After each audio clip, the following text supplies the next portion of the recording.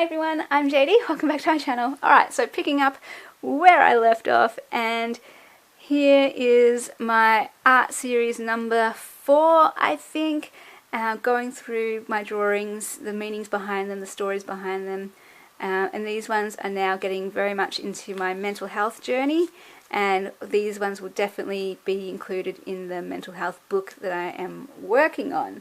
So this one was about... Alright, I'm going to do the quick version because I've already shared these in those art pack videos, which I'll link below the playlist of my art series. It was like, I've always been a person who kind of knew who I was. I had very strong passions and beliefs and values, but at this time of my life, when I was going through depression and anxiety, it felt like I didn't know who I was anymore. I didn't know what I believed anymore. I didn't know my passions anymore. I didn't know my values anymore. It was just like I was a ghost. And that is this picture that I got. Like, I couldn't, words weren't helping me. I'm a writer. I journal all the time. But words weren't helping me at this stage of my life because, you know, I just had no idea what was going on.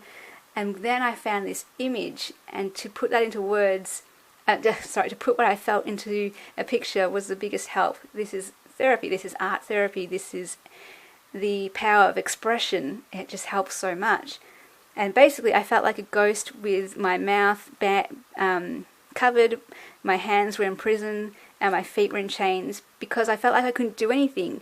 You know, when you know who you are and what you believe and what you value, you go out there and you do things that line up with those things. But at that moment I was just like, I can't do anything. I don't want to do anything. I don't know what to do. And that was so unlike me. It was just the complete opposite of who I was, because usually I'm pretty gung-ho about doing my passions and living my values and stuff. But at this time I was just like, I don't know anymore. I don't know who I am anymore. And I felt not only like a ghost, but I also felt all these horrible words. I felt like I was shame, I was manipulative, I was a hypocrite, I was angry, I was hate, I was self-reliant, a liar, I was selfish and arrogant and critical and wrong and jealous and proud and hurt, and I was all these bad things, and it felt like that was my identity. And this was just an encouragement to me that all these things over in this balloon, freedom, love, peace, joy, truth, humility, pure, righteous, whole, all these things, they used to be part of me, I felt like, but now they were in a balloon over here and I couldn't reach it. And this was just an encouragement to me to know, you know, God gives you all of this. Even though I may feel like all these bad things, the truth is, by Jesus dying on the cross and everything, He has made this available to me, and it now is part of me. And yeah, we're connected. So this balloon, even though I'm holding it here as if it's away, it is actually part of me here, and not these things. This is the true identity. This is just how I feel. And yeah, it's all valid how I felt, and that's fine, but it doesn't mean my feelings were true. So that is that one.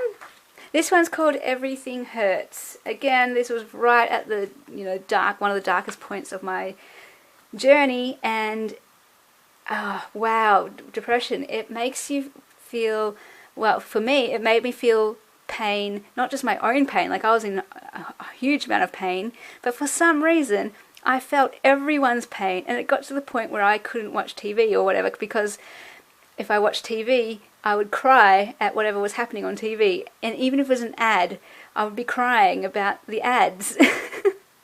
So and then I'd be crying about hearing my friends and what's going on in their lives and all these different things, and it was just a puddle of tears or whatever.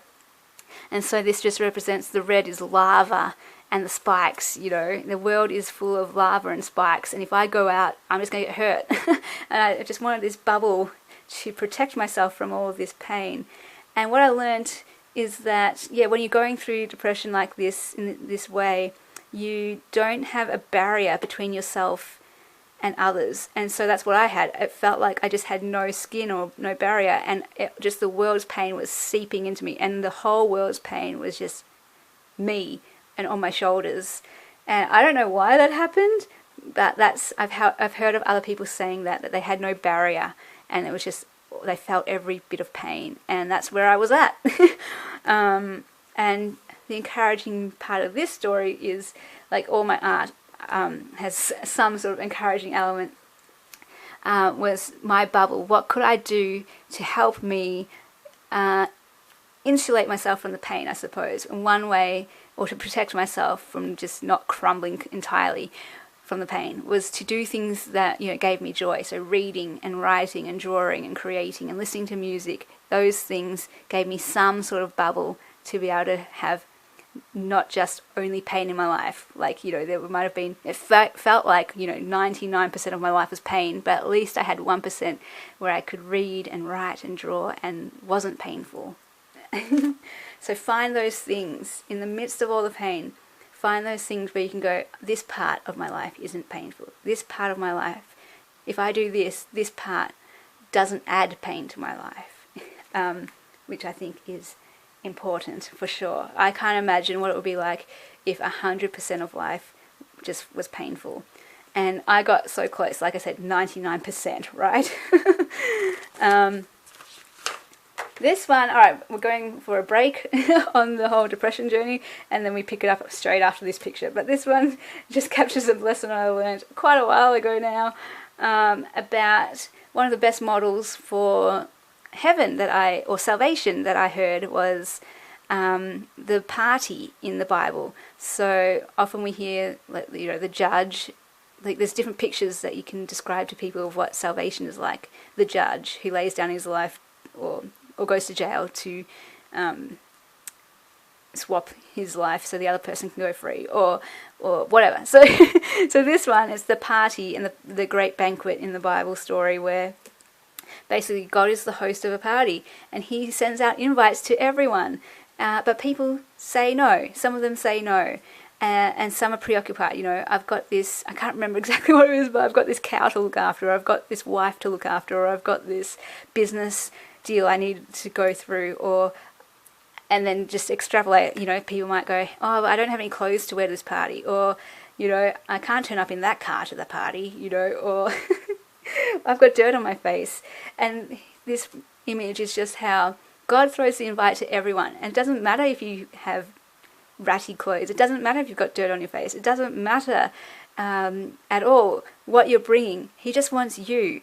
But he just, that's the plus.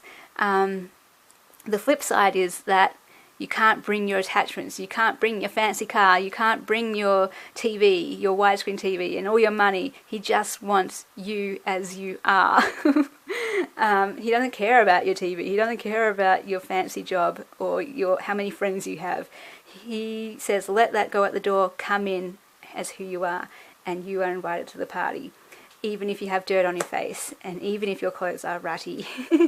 And the idea that, if you don't like the host, if you don't like God, well, of course, you don't need to go. That's your right to say, no, of course not, I don't want to go to that party. And if this party isn't a thing that you want to go to, sure, of course, it's an invite. You're not forced to go. It's just, you let us know if you want to come, RSVP, that kind of thing. Speaking in metaphorical language here. So the idea, though, is that everyone is welcome. There is nothing that will restrict anyone from coming. It's purely like, you know, up to you whether you want to go or not. But at the same time, this party, if you don't go, the whole idea, you'll be missing out, because at this party there's no war, there's no famine, there's no hatred, there's no fear, there's no any of that. There's only love and joy and peace and dancing and singing and feasting and friendship and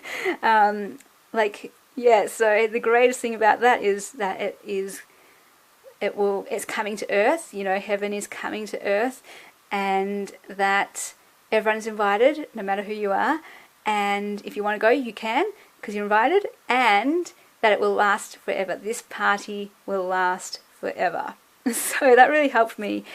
It's one of my favorite pictures of how salvation kind of works, because it totally makes sense. Like, if you don't like the host, of course, why would you go? But if you do, you can still feel like, oh, but I can't go because I don't measure up. And it's like, no, everyone's invited. So this one is called Theology of Pain, and it is about how yeah, at the time when I was going through depression and anxiety, you know, I felt broken. I felt like all these broken pieces. I had a broken heart. I was just full of tears. I felt like I was in a desert. And I felt like I was getting attacked by arrows. I felt like I was in a prison. I felt like a tornado of confusion. I was chained up and all this kind of stuff. And I was just like, how can this make any sense? What good is any of this? You know, I was just, when at the worst of it, I got to the point of like, God, what the heck is the point of this? Why is this happening? So what's going on? You know, like, and I got to the point where I was just like, take it away. Take this away. I don't want to go through this. And usually I'm not that kind of person. I can usually put up with anything. I can usually accept anything. It's just kind of my nature. But this, I was just like, no, God, I hate this, take it away. And finally, I got this insight where I go into more of that when I do the written version, but I just got an insight that even in these broken places, even when you feel broken and even when you feel in prison and in the desert and confused, even in those places, God is still with you. His Spirit is still with you. That's what this blue line represents, His Holy Spirit, or the Holy Spirit. And the cross is in each broken piece. It's not like just because you're broken and feeling this way that you're here and God's over here and it's separate. It's like, no, it actually all works together, and this is all okay for you to feel like this and go through this journey. There is a reason. For me, that's what I felt like, was I couldn't see any reason. That's why I was confused, and I'm all about meaning, like why, and in the end I just realized, even if it was just the one thing that I learned from this was God's with me in it, that's enough for me to go through it. Then I could be okay with the brokenness. I could be okay with all of this because I knew God was with me in it. Rather than asking for Him to take it away, I could just be like, okay, I accept this, what's going on, because I know you're with me in it.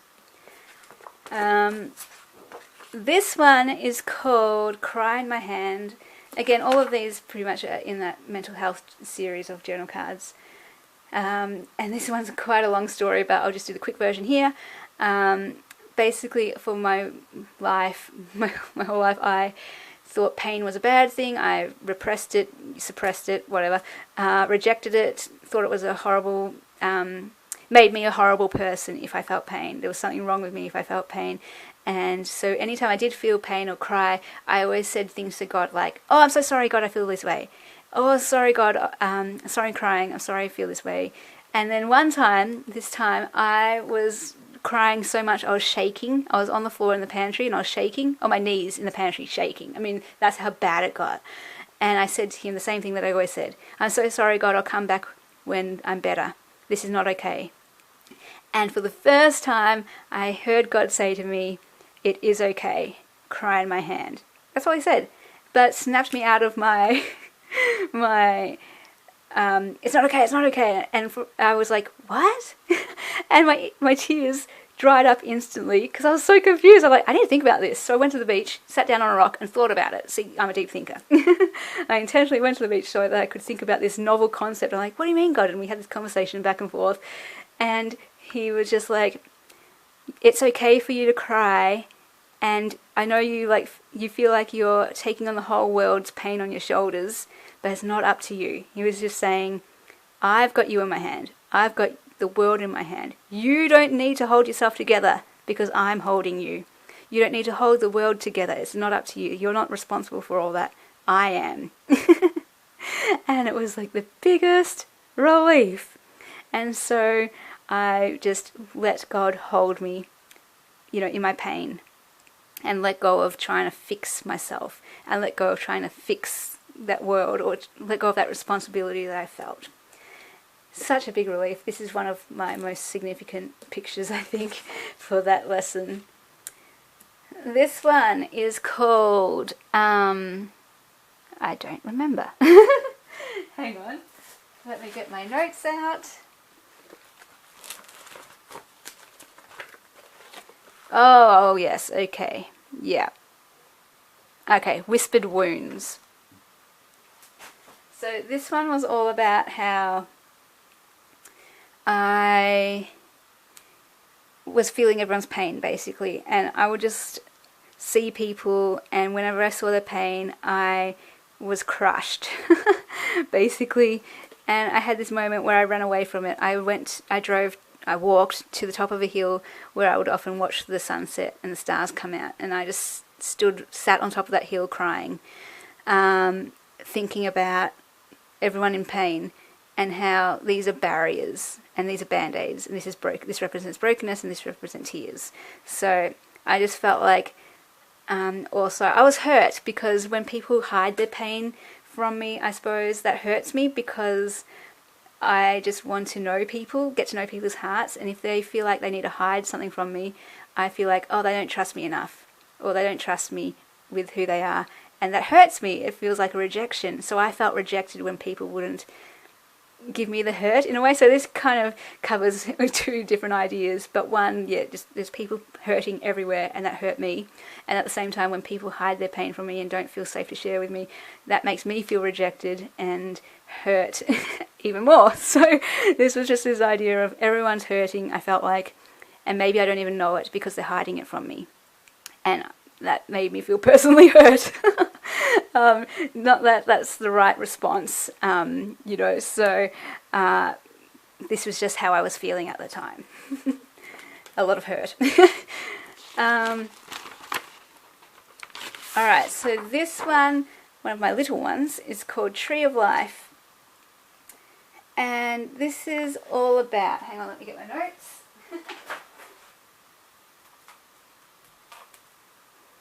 Alright, yeah.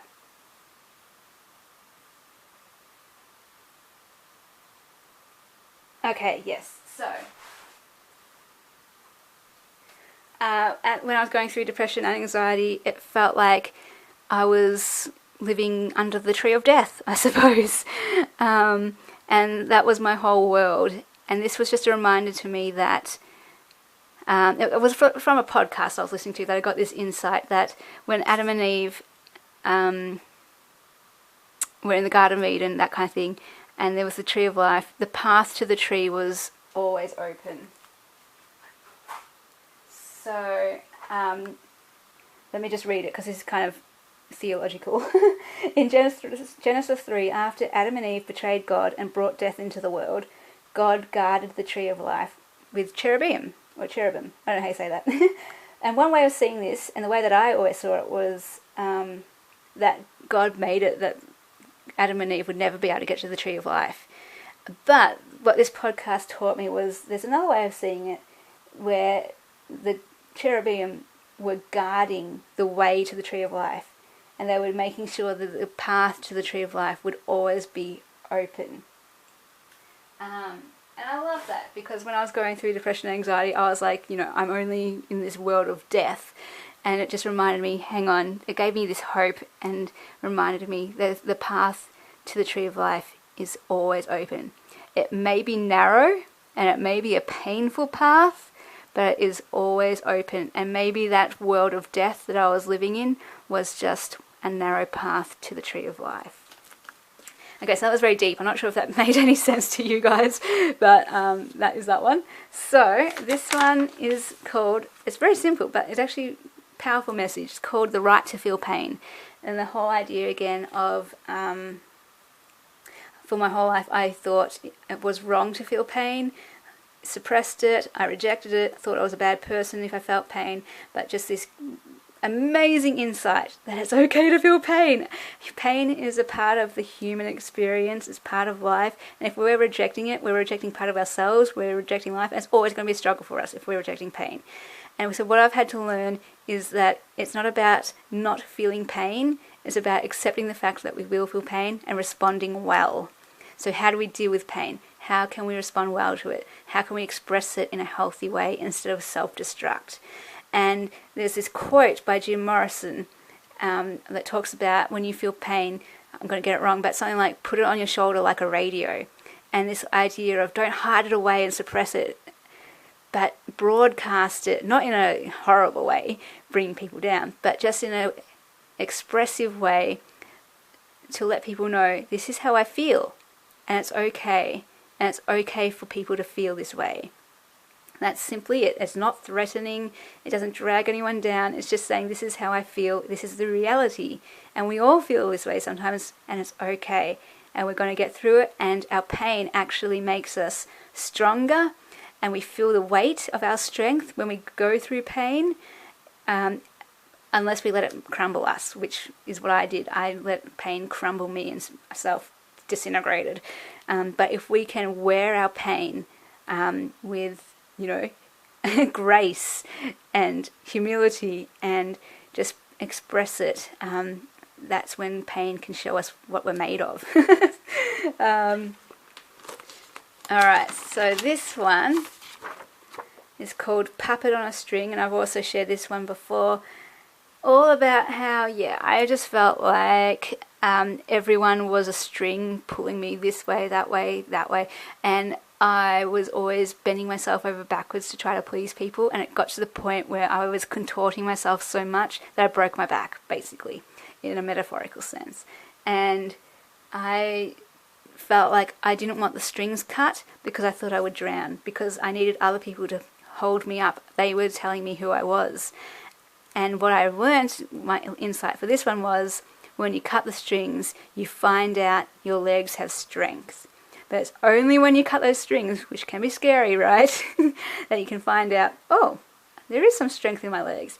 And at the start, they're going to be weak, and you're going to be falling over, but the only way to get them stronger is to test them out and use them and work them and find out and grow and discover who you are. And so it's kind of a fun one. I quite like that one. Again, it's a simple one, but I like it.